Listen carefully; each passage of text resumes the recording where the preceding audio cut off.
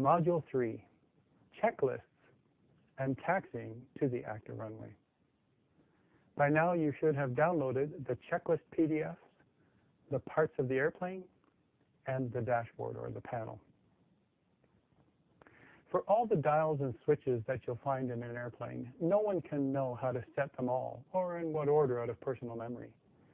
We have to follow checklists in every phase of our flight, from startup to shutdown. In this module, we will be introduced to our checklist card. It has everything that we need to check in every phase of our flight.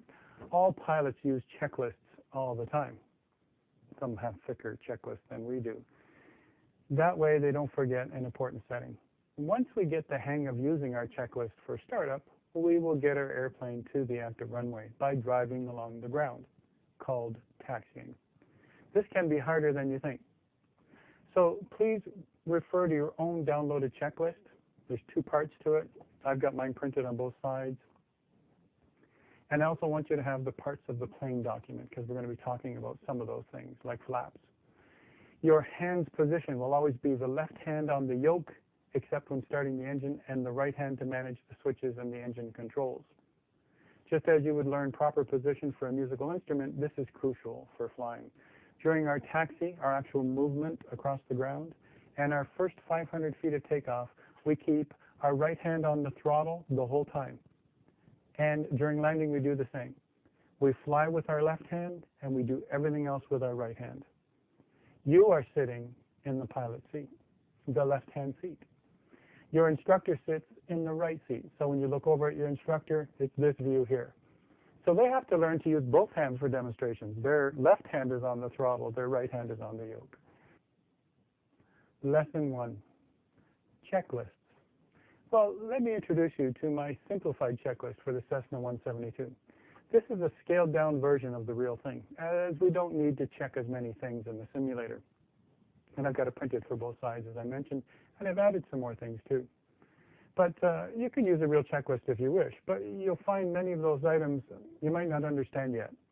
So I made a simpler one in this beginner course. A good example of real checklists are checking the oil dipstick and physically stepping up on the wing strut to look in the fuel tanks. Also, checking the quality of the fuel with a tester and a sample of fuel from 3 different places. We certainly can't do that in the simulator, right? So there's some differences there, isn't there? This checklist card should be downloaded, printed, and even laminated, as we use it every time we fly. And if it's, it's only paper, so it'll get frayed and torn. So hold it in your left hand as you manage your switches and controls in your right hand. And maybe even keep a thumb on each checklist area or near the section that you're on. And that way you won't forget where you are, all right? Start by looking at the picture of the Toronto City Centre Airport, or the airport diagram. It has the convenient radio talking frequencies that we'll need to use. But, we're not yet. We're not going to do the frequencies yet. We'll have a whole lesson on radio work and how to manage it. But you'll notice the ELV251 at the top of your airport diagram. That is the elevation of the airport, as we learned earlier. That means when we touch down later, upon landing, our altimeter will be indicating 251 feet on the ground, same as at the start. So start your flight simulator with your plane on the tarmac now, a parking spot, all right, instead of the active runway, as we would in real flight training. If your engine's running, turn the mag switch or the on-off switch, the left-right switch, turn it to the off position, all right? We are now ready to approach our airplane as we would in a real flight school. Let's look at the pre-start section. We simply perform the checks as they're listed. We're going to do everything on this first page before we're ready for takeoff, and it gets easier after a while. Planes have to be safe, and we have to know that they'll perform before we get up in the air. So we start with what's called the external check. Do you see that under pre-start? External check. We actually do a walk-around on the outside of the airplane. This is harder to do in the simulator. Certainly we can use external views and our hat switch to look around the plane. But we know in our heads that it's fine in the simulator. So many students feel this is a waste of time. It is essential on a real plane. So the first thing we do is open the left door, reach in and turn on the master switch. We're not going to get in the plane. We just reach in, we turn on the master switch, and we lower the flaps all the way down. Then we turn off the master switch, and we step back out to look around the plane. So with the flaps lowered, we can visually inspect the hinge joints and the linkage. During our external check, we're actually checking everything. We're looking around the whole plane, and we have a sequence, a proper sequence, right in the pilot operating handbook that tells us what to do.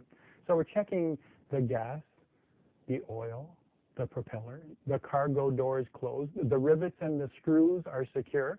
We don't want anything coming loose from vibration while we're flying.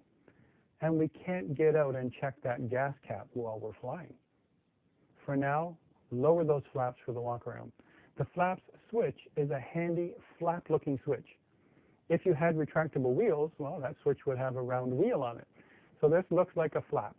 We push our flap switch all the way down, and you'll see the flaps move all the way down with an electric motor sound that moves them. Now use your S key to get that outside view, and use your hat switch to look all the way around the plane. Just hold it in one position and let it circle, as if we're doing a walk around. You'll notice while you're doing that walk around that your flaps are all the way down. They're noticeable. They're barn doors hanging off both wings. That's what they are. And this will help slow us down later. We'll see how to use that in slow flight and other things, all right? So now we'll get back into the plane. Use your S key, get back inside. The next section that we're going to look at is called Flight Controls Free, all right? So that's how far we are. I know it's taken me a while to get there, but this is important stuff, you guys. We simply use the 8 count while we're moving the control surfaces with the yoke. All right, we'll just do 1, 2, 3, 4, 5, 6, 7, 8. All right, and we do this for every surface that has to move. We're making sure they all move the way they're supposed to. It's crucial once we're flying, of course, right? So take a look at this video while I describe it. We look out the left window and we watch the surface of the wing while we turn the yoke. Full left, then full right. 1, 2. All right, the left aileron should move up and down. Then we look out the right window and watch the surface of the wing. Well, we turn the yoke again, the same thing again, full left, full right, 3, 4. The right aileron should move up and down. Now we look back over our shoulder at the elevator, which is the small wing there in the back, all right, and we'll pull the yoke all the way into our chest and all the way back out as we count 5, 6. It's like an exercise video, isn't it? The elevator should move up and then down. That's the small horizontal wing at the tail of the plane, right? So, and then finally we test the rudder, or the big vertical fin behind you, while we're still looking back. All right, and we press our left foot to the floor, then our right foot to the floor, and we watch that rudder move back and forth. If we have pedals, of course, right? And we would say 7, 8. Now, in this beginner course, it isn't compulsory to have rudder pedals. But if you have them, you'll see the effect. If you don't have them, we'll just push our left foot to the floor and our right foot for practice. 7, 8. All right, so you'll need pedals in the intermediate course, and the habit should start now. So you might need to unlink the rudder from the ailerons in the settings page if you have the rudder pedals. All right, so let's take a look.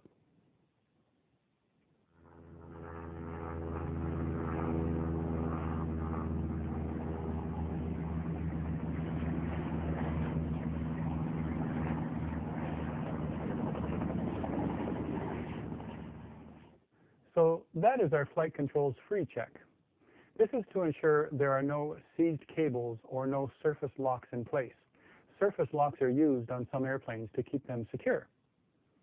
Let's look at the next item, trim check for takeoff. The trim wheel, as you've noticed already in the last module, is important to reduce the fatigue of holding your yoke in or out for long periods of time. We trim for every flight attitude change. Then we can fly hands-free with only slight pressure on the yoke to correct drifting. You can fly with a couple fingers. So we use the expression trim it out. Our simulator yoke has springs in it to give us the pressure and tries to center itself when we let go.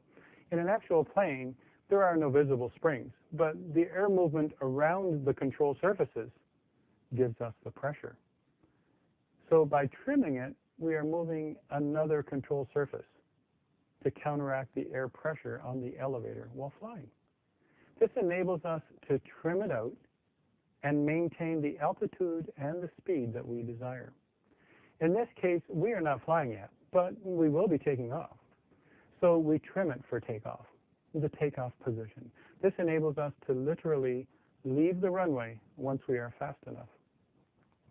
The last pilot might have left it all the way up or all the way down, and you don't want that surprise as you're trying to lift off the runway before you visit the lake up ahead. Remember, we're flying out of Toronto Island Airport with the water all around, right? So position your mouse cursor, the arrow, over the trim wheel on your dashboard and use your mouse wheel to move it up and down. We've done this already before. All right, in this case, the tick marks will line up for TO, takeoff. I could have introduced you to trim for takeoff in your first flight, but it would have added another complexity to a fast, easy first flight. Let's look at the avionics switch, off, all right, off. This is to ensure a jolt of startup electricity doesn't mess up with the electronics when you start the engine. We'll turn it back on after the engine's running. We want the engine purring, the alternator supplying a steady voltage and current before we turn on the avionics switch again. That's further down in our checklist. Fuel selector on both. This is a check to ensure we have the safety of both wing tanks for fuel during takeoff. There's fuel in both of those tanks, gravity fed. And if there were a malfunction in one of them, we would still have fuel from the other. That's the idea behind it. The next checklist item, record Hobbs time. This is how flight schools get paid. It is also necessary for building your flight hours. Actual recording of the Hobbs meter.